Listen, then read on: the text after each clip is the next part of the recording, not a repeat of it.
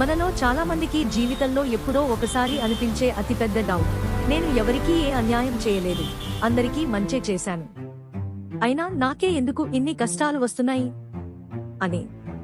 చెడ్డ పనులు చేసేవాళ్లు మాత్రం ఆనందంగా, లగ్జరీగా బతుకుతున్నారు కదా, మరి ఆ దేవుడు ఎక్కడున్నాడు అనిపిస్తుంది కదా. ఈ ప్రశ్నకు సమాధానం మనకి మహాభారతంలోని ఒక గొప్ప వీరుడి జీవితంలో దొరుకుతుంది. అతనే మహాదాన గుణశీలి, తన ప్రాణాలు పోతాయని తెలిసినా నవ్వుతూ తన కవచ కుండలాలను కోసి ఇచ్చిన త్యాగమూర్తి దానవీరశూర కర్ణుడు. కర్ణుడి జీవితంలో ఆ దేవుడు రాయనంత అన్యాయం, పెట్టనన్ని కష్టాలు ఇంకెవరికీ పెట్టి ఉండడు. కర్ణుడు పుట్టగానే కన్నతల్లి కుంతి ఒక పెట్టెలో పెట్టి నదిలో వదిలేసింది. మహారాజు అవ్వాల్సినవాడు ఒక రథసారథి ఇంట్లో పెరిగాడు.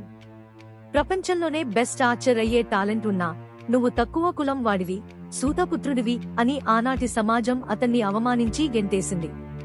కలలు కల్లలయ్యాయి. గురువు పరశురాముడు శాపం ఇచ్చాడు. ఏ తప్పు చేయకపోయినా భూదేవి శపించింది. ఆఖరికి కన్న తండ్రి సూర్యదేవుడు కూడా అతన్ని కాపాడుకోలేకపోయాడు. మరి ఇంత మంచివాడైన కర్ణుడికి ఎందుకు ఇన్ని కష్టాలు వచ్చాయి? ఇక్కడే మన సనాతన ధర్మం కర్మ సిద్ధాంతం గురించి ఒక అద్భుతమైన నిజాన్ని చెప్పింది. పురాణాల ప్రకారం కర్ణుడి గత జన్మ రహస్యం తెలిస్తే మీరు షాక్ అవుతారు. గత జన్మలో కర్ణుడు సహస్రకవచుడు అనే ఒక రాక్షసుడు. సూర్య భగవానుడి గురించి 1000 ఏళ్లు తపస్సు చేసి 1000 కవచాలు వరంగా పొందాడు ఆ రాక్షసుడు. ఆ కవచాల వల్ల వాడిని ఎవరూ చంపలేకపోయారు, ముల్లోకాలను వణికించాడు. అప్పుడు సాక్షాత్తు విష్ణుమూర్తి నరనారాయణులు గా అవతరించి ఆ రాక్షసుడితో 100 ఏళ్లు యుద్ధం చేసి 999 కవచాలు ఛేదించారు. ఇక మిగిలిన ఆ ఒక్క కవచంతో సూర్యుడిలో దాక్కున్న ఆ సహస్ర కవచుడే తర్వాతి జన్మలో కుంతికి కర్ణుడిగా పుట్టాడు. గత జన్మలో చేసిన పాప కర్మల వల్లే ఈ జన్మలో ఎన్ని మంచి పనులు చేసినా కర్ణుడు అన్ని కష్టాలు పడాల్సి వచ్చింది. పోనీ ఈ జన్మలో కర్ణుడు ఒక 100% పర్ఫెక్ట్ గా ఉన్నాడా అంటే లేదు. దుర్యోధనుడు ఇచ్చిన రాజ్యం, స్నేహం అనే రుణభారం వల్ల కర్ణుడు కళ్ళెదురుగా అధర్మం జరుగుతున్నా ఆపలేదు. ద్రౌపది వస్త్రాపహరణం జరుగుతున్నప్పుడు ద్రౌపదిని వేశ్య అని పిలిచింది ఈ కర్ణుడే. అలాగే పద్మవ్యూహంలో ఒంటరిగా ఉన్న చిన్న పిల్లాడు అభిమన్యుడిని వెనుక నుండి బాణం వేసి కొట్టింది కూడా కర్ణుడే. కర్మ ఎవరినీ వదిలిపెట్టదు అనడానికి ఇదే నిదర్శనం.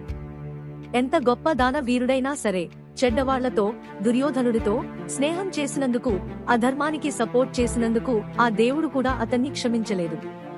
కాబట్టి ఫ్రెండ్స్, ఈ రోజు మనం కష్టపడుతున్నామంటే దానికి అర్థం దేవుడు మనకు అన్యాయం చేస్తున్నాడు అని కాదు. మన గత జన్మ కర్మల ఖాతాను ఈ జన్మలో కష్టాల రూపంలో దేవుడు క్లియర్ చేస్తున్నాడు అని అర్థం. కర్ణుడి జీవితం నుండి మనం నేర్చుకోవాల్సిన ఒకే ఒక్క పాఠం, మీ టాలెంట్ ఎంత గొప్పదైనా సరే, మీరు ఉండే స్నేహం చెడ్డదైతే మీరు నాశనం అవ్వక తప్పదు. కష్టాలు వచ్చినప్పుడు నాకే ఎందుకు అని ఏడవకండి, కర్ణుడిలా చిరునవ్వుతో ఎదుర్కోండి. ఖచ్చితంగా ఏదో ఒక రోజు ఆ దేవుడు మీకు సరైన న్యాయం చేస్తాడు. కర్ణుడి క్యారెక్టర్లో మీకు బాగా నచ్చే లక్షణం ఏంటో కింద కామెంట్ చేయండి.